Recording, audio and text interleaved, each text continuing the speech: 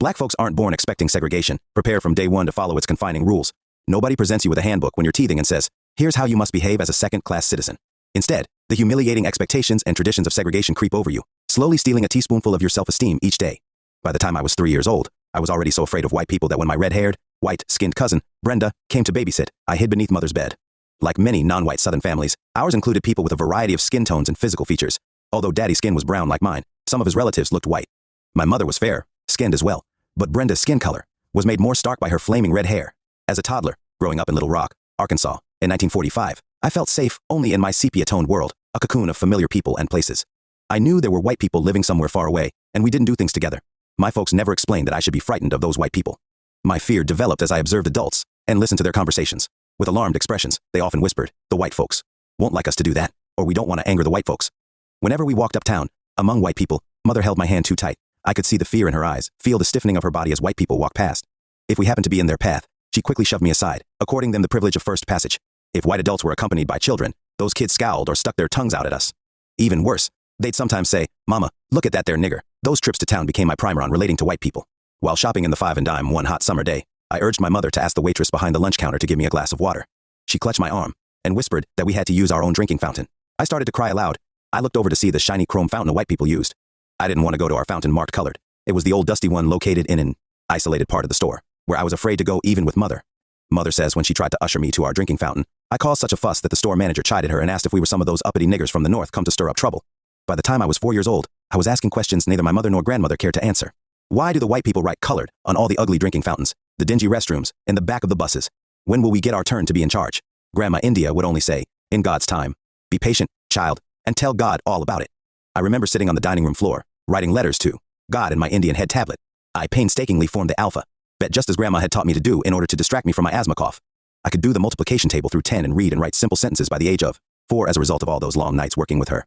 I also wrote to God about getting a park where I could swim and ride the merry-go-round whenever we went to Fair Park. The grown-ups warned me not to walk near the pool. We had to stay in a separate area. If I asked about riding the merry-go-round, Mother Lois and Grandmother India got very nervous. They would tell me there was no space for me as they dragged me away. When the mailman failed to bring a reply from God and things at the park didn't change, even after a year, my patience wore thin. With each passing day, I realized just how different things really were for me. When I was 5, I had my first true bout with testing the harsh realities of segregation.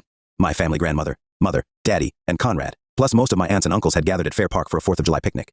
As usual, we were separated from the white people, set apart in a wooded section away from the pool and the merry-go-round. While the grown-ups busied themselves setting up the meal, I made my escape, sneaking away to ride the merry-go-round. I had had my eye on one horse in particular, Prancer, the one I had dreamed about during all those months as I saved up the 5 pennies I needed to ride him. I reached up to give the concessionaire my money.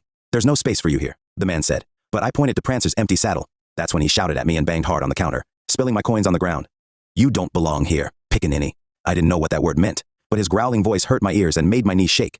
Angry faces glared at me as though I'd done something terribly wrong. Scurrying past the people waiting in line, I was so terrified that I didn't even take the time to pick up my precious pennies. At 5, I learned that there was to be no space for me on that merry-go-round, no matter how many saddles stood empty.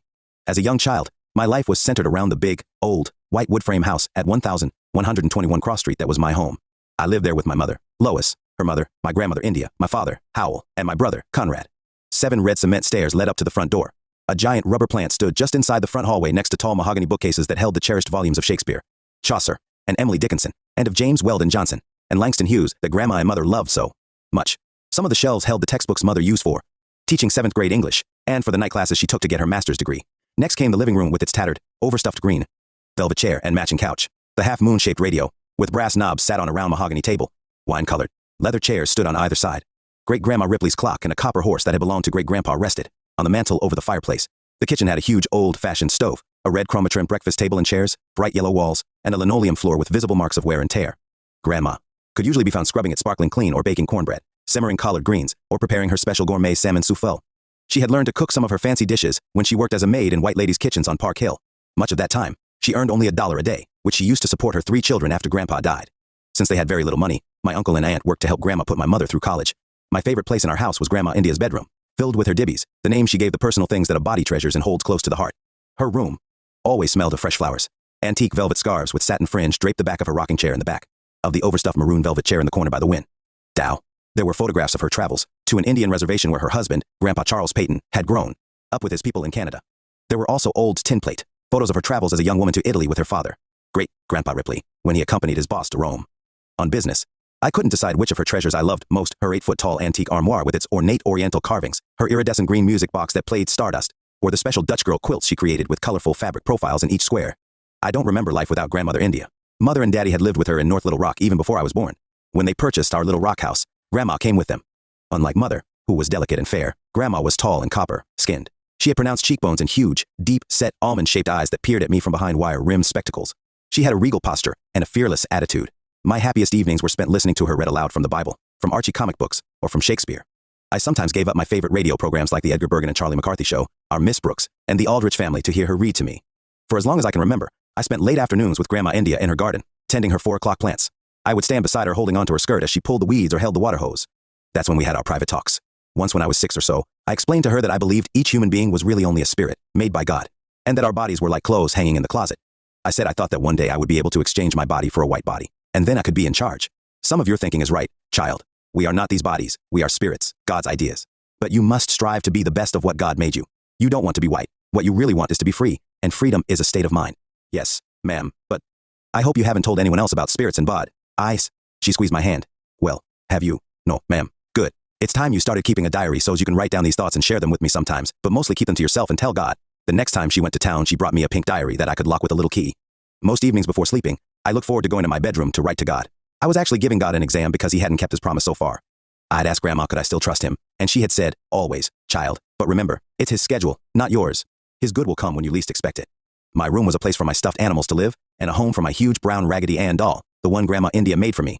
It was a magical place where I daydreamed for hours as I listened to music or radio shows.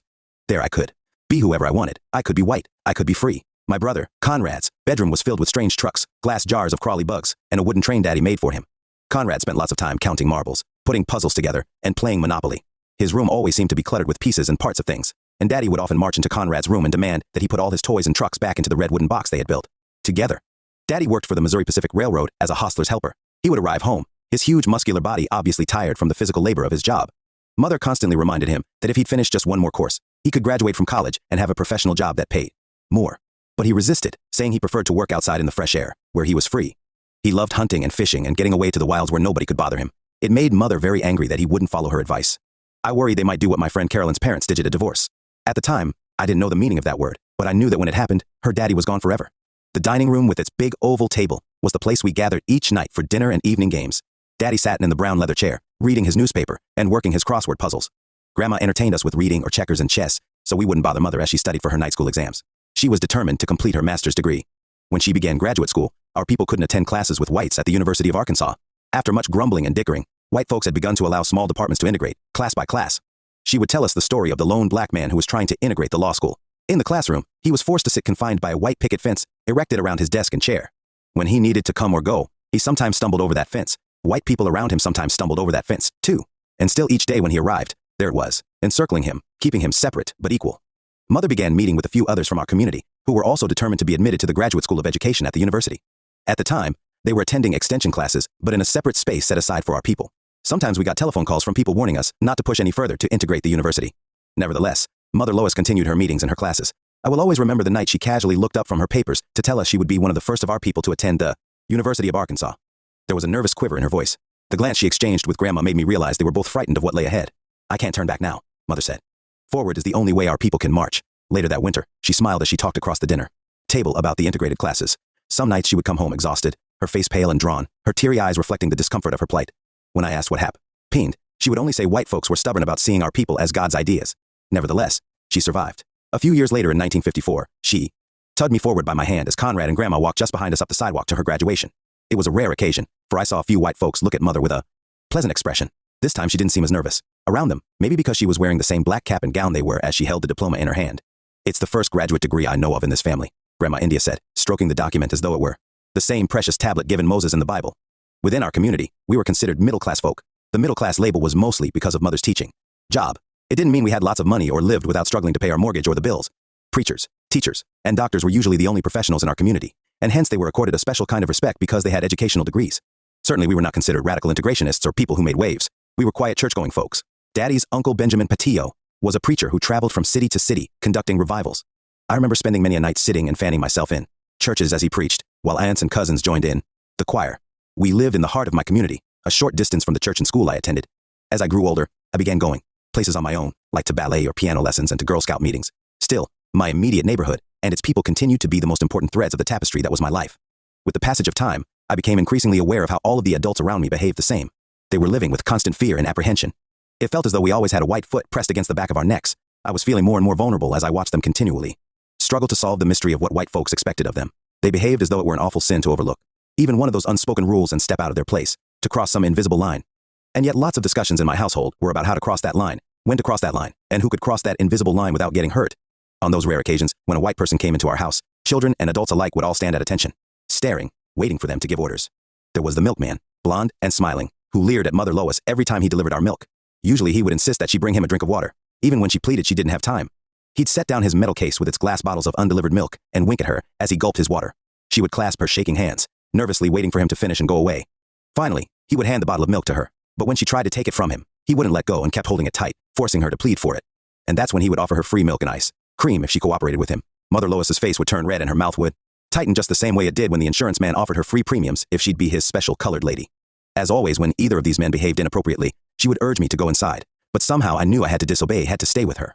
Even though they were all adults, the milkman seemed to have some strange power over her, just as the insurance man and other white people did.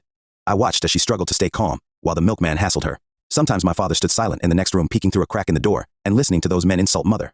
He would clench his fist and clear his throat loud, but he wouldn't show his face or say anything. Afterward, he would either storm out, mumbling under his breath, or sit down in the chair at the dining room table and bury his face in his hands. Sometimes he talked loud as though he were really going to do something awful, but only after the white men left our house. I could tell he really loved Mother and wanted to protect her, but there was an awful big fear keeping him silent. I would sit beside him as he took his shotgun out, oiled and cleaned it. There was a sad, pained look in his eyes as he would turn to me and say, "You understand, don't you? That man's got no call to talk to your mama that way." He stood, then paced as he wrung his hands and whispered, "God, give me strength and patience to do your will." He would stroke my cheek and smile as he continued to answer, as though he could hear all the questions in my head. "Someday things will be different. Someday our men will be respected and not be called boy and treated like children." Then he would calm down and smile, describing his visits to states like North Dakota and Pennsylvania, where our men were treated as equals, where they looked white men in the eye fearlessly, where they could protect their women. These were places where we would all move someday. There were so many times when I felt shame and all the hope drained from my soul as I watched the adults in my family kowtow to white people. Whenever we shopped at the grocery store, they behaved as though they were worried about something. The grocer, tall, skinny Mr. Whalen, with his Adam's apple sticking out above his collar, his fish-belly blue-white skin, and oversized fingernails, was the white man I saw most often. At least twice a week, I would accompany one or more of the adults in my family to his store. Looking through horn-rimmed glasses, with what Grandma India called criminal eyes, Mr. Whalen sometimes greeted us cordially. There were even times when he inspired a nervous laugh from Mother and Daddy with his placating chatter. His store was one of my favorite places because going there was sometimes like going to a neighborhood party. Mostly our people shopped there, although a few whites from a nearby neighborhood came there, too. There was sawdust on the floor, and the air was filled with the aroma of spices, fruits, onions, nuts, and potatoes. Maybe it was the festive colors and sounds that reminded me of a party. Early one Friday evening, when the store was crowded, our entire family went in for a shopping spree. We had Mama's teaching check, Daddy's railroad check, and the money Grandma India had earned from her work as a maid. It was one of those times when we all felt joy and peace and lots of hope.